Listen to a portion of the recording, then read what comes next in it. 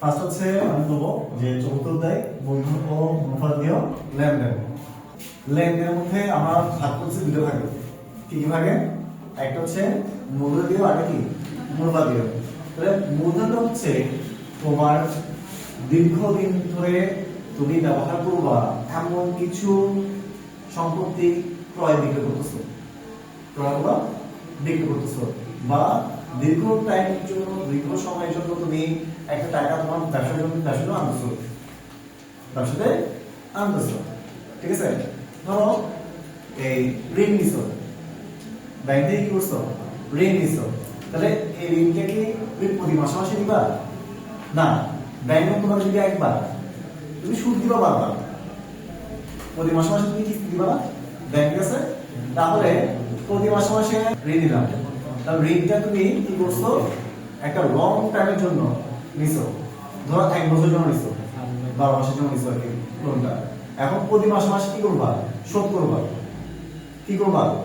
মূল টাকা সহ, মূল টাকার কিছু অংশ সহ সুদ সহ কি করবা? ব্যাংকে প্রস্তুত করবা। ওই বাকি যে টাকা প্রস্তুত করছো সেটা কি? সুদ। সেটা কি? সুদ।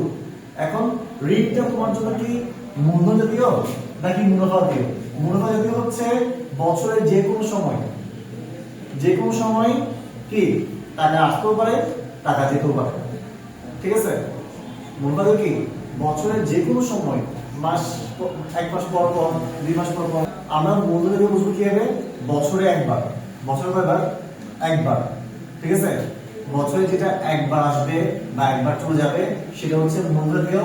আর মুনাফা জাতীয় হচ্ছে বছরে বারবার যে কোনো সময়, সেটা দিনের মধ্যে হাজারবার হইতে পারে, অথবা 2 দিন পর হইতে পারে, 3 দিন পর হইতে পারে, মাসে হইতে পারে, সপ্তাহে হইতে পারে, 6 মাস পর হইতে পারে। ঠিক আছে? তাহলে বছরের মধ্যে যেটা বারবার ঘটে সেটা হচ্ছে মুনাফা জাতীয়, এবং মূলধন জাতীয় হচ্ছে বছরে একবার। তাহলে লিখে রাখতে পারি এটা বছরে কয়বার? বছরে একবার ঘটে, আর এটা বছরে বারবার। আচ্ছা, এখন দেখো এগুলোকে আবার দুটো ভাগে ভাগ করা যায়। একটা হচ্ছে প্রাপ্তি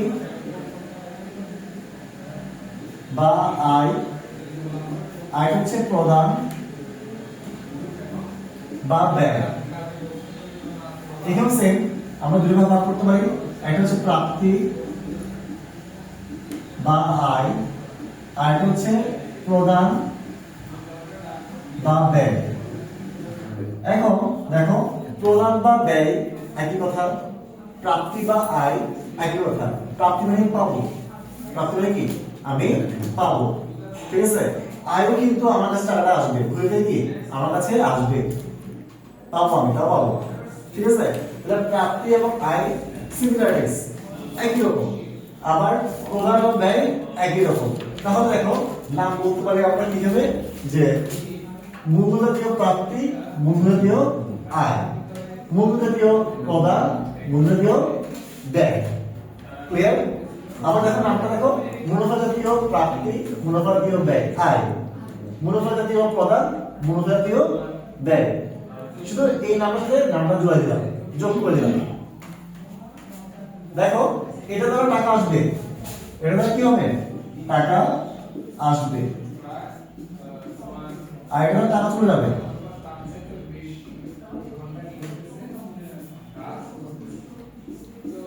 প্রধান টাকা চলে যাবে। এবার দেখো আমি যেটা বললাম যে ফার্স্ট আমরা ঋণ নিচ্ছি, ব্যাংক থেকে কি করতেছি? ঋণ নিচ্ছি। তাহলে আমার ব্যবসার মধ্যে টাকা বাড়ানো কমবে, আমার ব্যবসার মধ্যে টাকা আসবে না টাকা চলে যাবে? ঋণ দিলে টাকা আসবে, আমার ব্যবসার টাকা বাড়বে। তাহলে ঋণ দিলে আমার ব্যবসার টাকা যেহেতু বাড়তেছে, তাহলে মূলধন জাতীয় কি হবে? প্রাপ্তিও হবে, আবার কি হবে? আয়ও হবে। ঠিক আছে? প্রাপ্তি এবং আয়ের মধ্যে পার্থক্য একটা আছে। ঠিক আছে? পার্থক্য একটা অবশ্যই আছে। প্রাপ্তিতে শুধুমাত্র নগদ টাকাগুলো আসে। কোনগুলো আসে? শুধুমাত্র নগদ টাকাগুলো আসে, ধারে কোনো জিনিস আসবে না। ধারে বাকিতে কোনো জিনিস কি হবে না, এখানে প্রাপ্তিতে আসবে না। আর আয়ের মধ্যে প্রাপ্তি যেগুলো আছে সেগুলো আসবে, মানে নগদ টাকা যেগুলো আছে সেগুলো হবে, ধারে যেগুলো আছে সেগুলো আসবে। কথা বলছো আমার? এবং প্রাপ্তি এবং আয়ের মধ্যে আরেকটা পার্থক্য হচ্ছে প্রাপ্তির মধ্যে কোনো বিগত বছরের টাকা এবং অগ্রিম বছরের টাকা কখনো যোগ বিয়োগ হয় না, মানে বাদ যায় না। কিন্তু আয়ের মধ্যে বিগত বছরের টাকা থাকুক বা অগ্রিম বছরের টাকাটা বলো, সেটা কি করতে হয়? বিয়োগ করতে হয়। বুঝতে পারছি? যদি তোমাকে বলে যে ভাড়া প্রাপ্তি কত টাকা? 30,000 টাকা। এখন এটা কি? আয়। ভাড়া পাইছি কত টাকা? কত? 30,000 টাকা। এটা কি? প্রাপ্তি। আমার কাছে টাকা আসছে, আমার আসলে কি হয়েছে? টাকা আসছে। কিন্তু ধরো বলছে যে ভাড়া প্রাপ্তি 30,000 টাকা, আমি কখন লিখেছি? এখন ভাড়া প্রাপ্তি 30,000 টাকা, যার মধ্যে বিগত বছরের 5,000 টাকা অন্তর্ভুক্ত আছে। অন্তর্ভুক্ত মানে বিগত বছরে আগের বছরের 5,000 টাকা এটা মধ্যে ঢুকে গেছে। এখন ভাড়া পাচ্ছেন কি? আয়। এখন ভাড়াটা তুমি কি প্রতি বছর একবার পাও, না বছরে তুমি প্রতি মাসে পাও? প্রতি মাসে পাই আমরা। সহজ কথা, যারা আমরা জমিদার বা ভাড়াটিয়া, আমরা কি প্রতি বছরে একবার দিই, না পাবো মাসে মাসে দিই? মাসে মাসে দিন আমরা।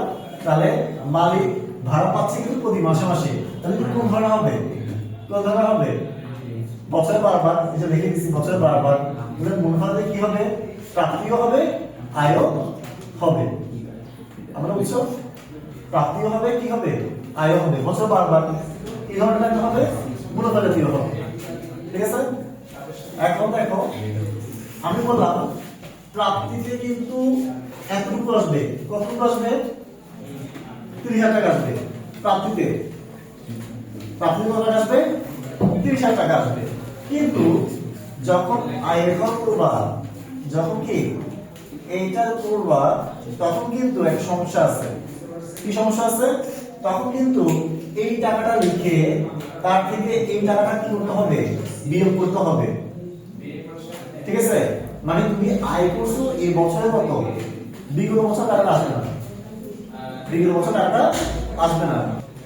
তাহলে দেখো, আমি বললাম, আমি বুঝতে পারলাম ভাড়াটা কিন্তু আমি প্রতি মাসে মাসে পাই। তাহলে কি ধরনের হবে? মুনাফা দিয়ে হবে। এটা বুঝছি? আমরা বুঝতে পারি। হ্যাঁ, তাহলে ভাড়া প্রতি মাসে মাসে পাই, তাহলে এটা মুনাফা দিয়ে হবে। এখন এটা কি প্রাপ্তির মধ্যে পড়বে, না আয়ের মধ্যে পড়বে? দুটোর মধ্যে পড়তেছে। কিন্তু আমি অঙ্ক করার সময় ভিন্নতা হয়েছে। ভিন্নতা ডিফারেন্স কোথায়? অঙ্ক করার সময় প্রাপ্তিতে পুরোটাই আসবে। কারণ নগদ টাকা কত আসছে? 30,000 টাকা পুরোটাই আমার কাছে আসছে। প্রাপ্তিতে ও বলতেছে আমার কাছে নগদ টাকা যতটুকু আসছে ওটা কিন্তু অন্তর্ভুক্ত আসতে হবে। কিন্তু আয়তে, শুধু আয়তে তোমার শুধুমাত্র এই বছরে কতটুকু হয়েছে, এই বছরে কতটুকু হয়েছে। তাহলে 30,000 টাকা থেকে আমার কি করতে হবে? 5,000 টাকা বাদ দিতে হবে। বিগত বছরের বা আর তোমার অগ্রিম বছরের, অগ্রিম মানে সামনের বছরের কোনো টাকা থাকতে পারবে না আয়তে। আমি এই বছর করতেছি, এই বছর কত হয়েছে? 30,000 টাকা তো প্রত্যেক মাসে আসবে। হ্যাঁ, 30,000 প্রতি মাসে আসবে না, কারণ আমার তো 25,000 টাকা, কারণ 5,000 টাকা গত বছর। ঠিক আছে? তাহলে আয়তে ভিন্নতা হচ্ছে আমি বিগত বছর বা অগ্রিম বছর কোনো টাকা আনতে পারবো না। প্রাপ্তিতে পুরোটাই আসবে। প্রাপ্তি কি হবে? পুরোটা আসবে। সেম এই ক্ষেত্রেও খরচ করা, যদি এটা প্রদান হয়, ভাড়া প্রদান, ভাড়া প্রদান, তাহলে এটা হয়ে যাচ্ছে আমার প্রদান এবং ব্যয় দুটোটা কোন জাতীয়? মূল্য জাতীয়। ঠিক আছে? প্রদান এবং ব্যয় দুটোটাই হবে। এখন পার্থক্য এই একটা জায়গাতে, প্রদানের সময় এই টাকাটা বিয়োগ হবে না। প্রদানের সময় হচ্ছে তোমার টোটাল কত টাকা চলে গেছে, ক্যাশ টাকা কত টাকা চলে গেছে, তার 30,000 টাকা চলে গেছে আমার। তাহলে ভাড়া প্রদান লিখে আমার টাকার ঘরে 30,000 টাকা লিখবে। বুঝতে পারছে? কিন্তু তুমি যখন ব্যয় লিখবা, ব্যয়তে প্রদানের পুরোটাই আসবে, 30,000 টাকা পুরোটাই আসবে। কিন্তু ব্যয়তে 30,000 মাইনাস 5,000 এই কাজটা করতে হবে। বুঝতে পারছি? 30,000 মাইনাস 5,000, তাহলে আমার আসলে ব্যয় হচ্ছে আসলে 25,000। এইটা পার্থক্য। তার মানে প্রাপ্তি এবং আয়, প্রদান এবং ব্যয় একই কথা হলো, পার্থক্য আছে। এই জায়গাটা সবাই ভুল করবে। ঠিক আছে? তাহলে আমি বুঝতে পারলাম যে তোমার মুনাফা জাতীয় প্রাপ্তি এবং আয় একই কথা। আমার সেই লাইনগুলো আসবে যেটা টাকা আসছে। প্রদান এবং ব্যয় আমি বুঝবো যেটা টাকা চলে গেছে প্রতি মাসে মাসে, সেটা হচ্ছে মুনাফা দিয়ে। আর যেটা দ্বারা আমার বারবার না, বছরে একবার, বারবার না, বছরে একবার যে নাম দ্বারা টাকা আসতেছে, যেমন ঋণ হিসাব, ঋণ গ্রহণ, আমি একটা লিস্ট দিচ্ছি, সেটা দেখো। প্রাপ্তির মধ্যে এখন ফার্স্ট হচ্ছে মূলধন, মূলধন বা বিনিয়োগ। তোমরা চাইলে লিখতে পারো মূলধন বা বিনিয়োগ। তারপর হচ্ছে ঋণ গ্রহণ, ঋণ গ্রহণ, ঋণ গ্রহণ। তারপর হচ্ছে সম্পত্তি বিক্রয়, সম্পত্তি বিক্রয়। তাহলে কি ধরনের সম্পত্তি? জমি, আসবাবপত্র, আসবাবপত্র এবং কি যন্ত্রপাতি। এই ধরনের সম্পত্তি যদি আমরা বিক্রি করি, টাকাটা বছরে একবার আসবে। সেই ভাবে এখানেও প্রধান সময় যদি সম্পত্তি ক্রয় করো, সম্পত্তি কিনবে, সম্পত্তি ক্রয় একটাই, সম্পত্তি ক্রয় একটাই।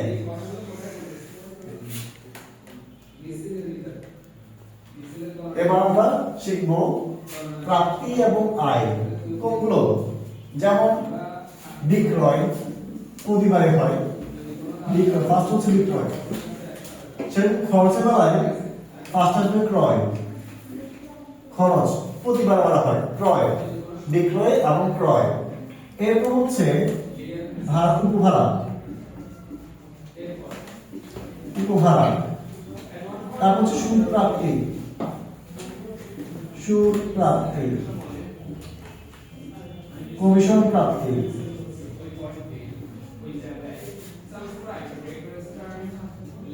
তারপর হচ্ছে শিক্ষানবিশ সালামি,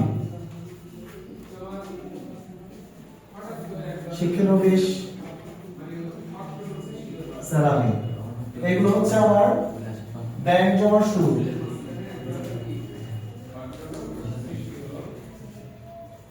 ব্যাংক জমার সুদ। আর প্রধান হচ্ছে ক্রয়, ভাড়া, বিজ্ঞাপন, বিল, পরিবহন, বীমা।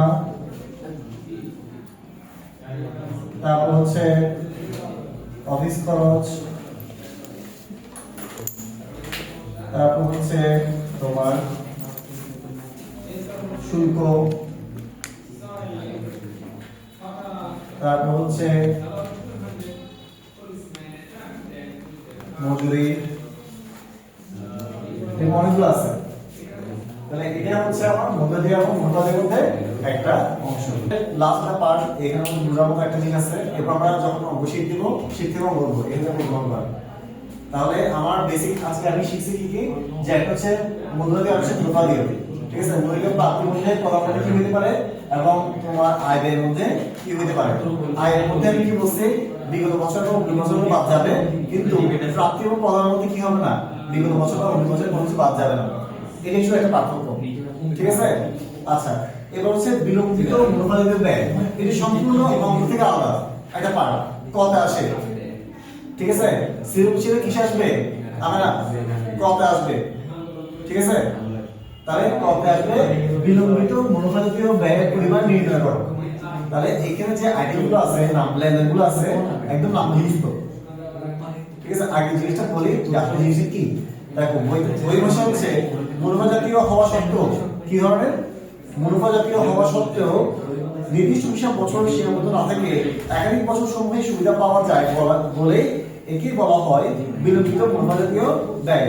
মানে একাধিক বছর কিন্তু সুবিধা পাওয়া যাচ্ছে, দেখতে কিন্তু কি হয় মুনাফা জাতীয়, কিন্তু এটা কি হয় একাধিক বছর কি পাওয়া যায় সুবিধা পাওয়া যায়, এই জন্য এটাকে বলা হয় কি বিলম্বিত মুনাফা জাতীয় ব্যয়। বিলম্বিত বিলম্বিত মানে হচ্ছে অগ্রিম, ঠিক আছে, বিলম্বিত মানে কি অগ্রিম। তার মানে আমি একাধিক সময় কি পাচ্ছি, এটা কিছুটা আচরণ করে মুনাফা দিয়েও, কিছুটা আচরণ করে মুনাফা দিয়েও, এই জন্য দেখেন নাম দেওয়া হয়েছে কি বিলম্বিত মুনাফা দিয়েও ব্যয়। এখন দেখো এই নামগুলো সংক্ষিপ্ত একদম অনেকে মনে রাখার মতো, একটা হচ্ছে তিন নাম দিতে হবে, তিনটা। একটা হচ্ছে গবেষণা ব্যয়, হ্যাঁ পণ্যের গবেষণা ব্যয়, পণ্যের গবেষণা ব্যয়। দুই ব্যবসা স্থানান্তর ব্যয়,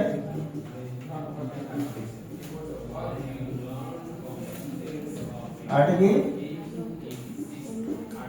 বিলম্বিত বিজ্ঞাপন, বিলম্বিত বিজ্ঞাপন, ঠিক আছে। চার নাম্বার হচ্ছে এটা আসে না, তেমনটা পরীক্ষায় আসে না, সেটা হচ্ছে প্রাথমিক খরচ। এটা শিখে রাখো, প্রাথমিক খরচ। এটা কখন পাও নাই, তখন পাইতে পারো, কারণ এখনকার প্রশ্নগুলো কলেজের ফর্মেটও আসে, ঠিক আছে। কলেজের যারা ইন্টার যারা পড়ে তাদের কিন্তু আসলে এই প্রাথমিক খরচ চলে আসে, কিন্তু তার নাম্বারগুলো লেখা দিতে পারো চাইলে, যে পণ্যের গবেষণা ব্যয়, ব্যবসা স্থানান্তর ব্যয়, বিলম্বিত বিজ্ঞাপন। আর হচ্ছে 5 নাম্বার আর একটা লাস্ট, ঠিক আছে, বিজ্ঞাপন বাবদ, বিজ্ঞাপন বাবদ এককালীন ব্যয়, এককালীন ব্যয়। এই পাঁচটা রাখলে বিলম্বিত মুনাফা দেবে হয়ে যাচ্ছে, ঠিক আছে। প্রশ্ন মধ্যে কি করবা, এই পাঁচটার নাম মনে রাখতে পারলে আমরা ধরে ফেলতে পারবো কোন লাইনে কথা আছে, কোন লাইনে কথা আছে, ঠিক আছে। তাহলে আজকে আমার মানে বেসিক দেওয়া হয়ে গেছে, বেসিক দেওয়া হয়ে গেছে, যা ছিল বেসিক আমার এখানে সবগুলো আমরা আলোচনা করতেছি।